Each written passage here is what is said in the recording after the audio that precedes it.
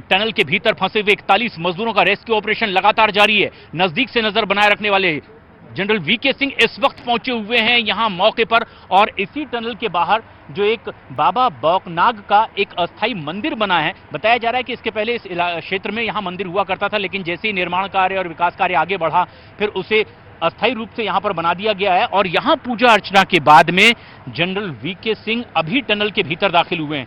Army के कुछ खास ऐसे स्पेशलिस्ट ऑफिसर्स की भी यहां पर मौजूदगी है जिनसे उन्होंने मुलाकात की।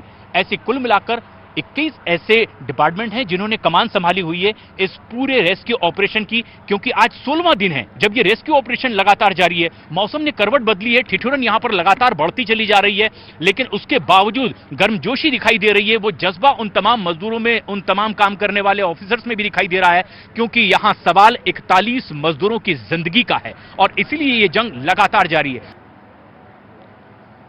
और ऐसे में जबकि प्रधानमंत्री की पैनी नजर है, जनरल वीके सिंह यहां पर आए हैं, उन्होंने जायजा लिया है, लेकिन यहां टनल के बाहर जब वो टनल के भीतर दाखिल हो रहे थे तो यहां टनल के बाहर ही एक अस्थाई बाबा बौकनाग का मंदिर बनाया गया है। बताया जा रहा है कि क्षेत्र में पहले से था, जब विकास कार्य आगे बढ़ा है तब फिलहाल यहां पर अस्थाई ये मंदिर बना दिया गया है। लेकिन आज कार्तिक पूर्णिमा का दिन है, सोमवार का दिन है, और आसपास के स्थानीय लोगों के भीतर आज का दिन एक उम्मीद की किरण लेकर आया है, क्योंकि आज की सुबह ही इस टनल के बाहर जो ये एक अस्थाई मंदिर बना हुआ है उसके पीछे पानी के रिसाव की एक ऐसी आकृति है कि अब लोग मानने लगे हैं कि भगवान शिव ने खुद अपना रूप दिखाया है और अब उनके आशीर्वाद से आज सोमवार को रास्ता सुगम होगा, आसान होगा और उन्हें सुरक्षित बाहर निकाल लिया जाएगा। आपदा के वक्त इस तरह की आस्था भी एक बड़ा संबल देती है और लोग इसी आश से अब इस पूरे टनल के मुहाने को देख रहे हैं। प्रियंका हमारी सहयोगी लगातार हमारे साथ बनी हुई हैं। प्रियंका, कौन कौन सी और ऐसी बात जो उम्मीद जगाती है, जो आज के दिन लोगों के लिए खास तौर पर एक उम्मीद की किरण लेकर आई हो? देखिए, अभी थोड़ी देर पहले अगर मैं आपको दिखाऊं, ये जो एक मशीन नजर आ रही है इसके ठीक पीछे जो है वो रैट माइनर्स तैयार है। अभी क्योंकि डेलीगेशन अंदर गया हुआ है इसलिए रैट माइनर्स बाहर रुक गए हैं। जैसे ही डेलीगेशन बाहर आएगा रैट माइनर्स जो है वो टनल में चले जाएंगे। सुबह से यही कहा जा रहा था कि 12 साढ़े 12 के लगभग मैनुअल ड्रिलिंग का जो काम है, जो कि सबसे बड़ी उम्मीद फिलहाल बना हुआ है, वो शुरू हो जाएगा। तो ऐसे में रैट माइनर्स जिनको कहा जाता है, जो माइनर्स है जो खोदेंगे, मैनुअल ड्रिलिंग करेंगे, वो लोग पूरी तरीके से तैयार हैं, बैरिकेड के अंदर चले गए हैं अपनी मशीन, अपने इक्विपमेंट्स, अपने औजारों के साथ, और वो पूरी तरीके से तैयार हैं कि टनल में जाकर वो मैनुअल ड्रिलिंग करें। उनका कहना है कि वो खुद मजदूर हैं और वो समझते हैं कि दूसरी ओर मजदूर हैं, ऐसे में उनको जरूर वो बाहर निकाल कर आएंगे। ये एक पहली चीज। और दूसरी चीज हम लगातार बता रहे हैं कि वर्टिकल ड्रिलिंग का काम भी लगातार तेजी से बढ़ रहा है। 30 मीटर के लगभग वर्टिकल ड्रिलिंग हो जाने की खबर है। ऐसे में वो काम भी बेहद स्पीड से चल रहा है, लेकिन जैसे कि बताया जा रहा था कि 40 मीटर ड्रिल हो जाने के बाद मशीन को बदलना होगा। इस वजह से 100 घंटे का समय उसमें से लिया गया था, जिसमें से 24 घंटे, तकरीबन 24 घंटे अभी पूरे हो चुके हैं।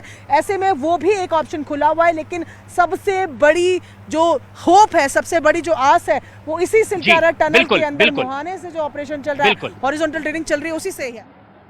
जी, और ये एक उम्मीद वाला इलाका है जहां पर हम अपने दर्शकों को दिखाएंगे एक बेहद खास तस्वीर।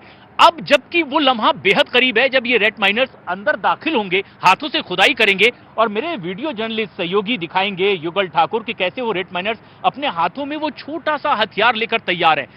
और वो ये जानकारी दे रहे हैं कि बहुत कम जगह होती है जहां पर उन्हें काम करने का इस तरह का अनुभव है, छोटे से पाइप के भीतर दाखिल होकर के। और देखिए, उन्हें ब्रीफ किया जा रहा है। अब सीनियर ऑफिसर्स उन्हें ब्रीफ कर रहे हैं, उन्हें हेलमेट पहना दिया गया है, और बस हमने उनसे बात की है कि आखिर कैसे आप आगे का रास्ता बनाएंगे।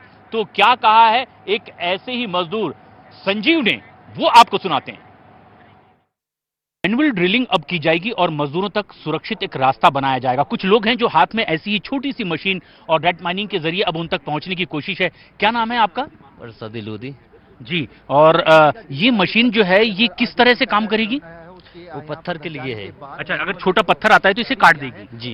तो आप उस पाइप में अंदर घुसेंगे? हाँ, पाइप में घुसेंगे, मट्टी कच्ची गेंती से खुदेंगे। अच्छा, फिर उसको निकालेंगे बाहर। गड्डी पर रख के तसले बाहर निकलेगी, रस्सा से खींचेंगे। अच्छा जी।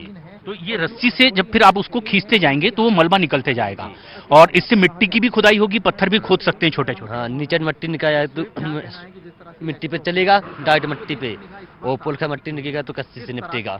लेकिन वहाँ कितनी जगह होती है, आप खड़े होके कर सकते हो खुदाई? नहीं, बैठ के भी और लेट के भी। अच्छा, हाँ। यानी जगह बहुत कम होती है। हाँ, छोटा डाला है ना 800 का डाला। और ये मशीन को कैसे हैंडल करना होता है मशीन आपको? तो यूं चलती है। अच्छा, तो ये मशीन के लिए भी जगह बहुत कम है, ये बस 2 या 3 फीट की जगह है। उतनी जगह तो होती है। अच्छा, और और मशीन आप के लिए तो बहुत है जगह। और आपको बैठ के ही इसको चलाना पड़ता है? बैठ के भी चला लेट के भी चला सकते हैं। अच्छा जी। तो खोद के रास्ता बनता है। हाँ। तो ये कितना मीटर का वो है, पाइप है जिसमें कि आपको 6 मीटर का पाइप रहता है अच्छा, और टोटल पाइप डलना है 11-12 मीटर पाइप टुकड़े डलना है। टुकड़ों में पाइप डलेगा। हाँ, नई से पाइप डालते हैं वो तो। जी, 6 के। हाँ। तो ये जो है ये कितनी मीटर तक के आप 1 घंटे में खोद लेते हो? 1 घंटे में 1 मीटर निकालेगा 500, 1 मीटर 500। मट्टी हो तो 1 मीटर निकाल जाएगा, अंतर 500 निकलेगा। अगर मान लो उसमें सरिया आ गया, पत्थर आ गया, वो मशीन से कटेगा। अच्छा, कार्यवाही दूसरे हैं। वो बड़ी मशीन।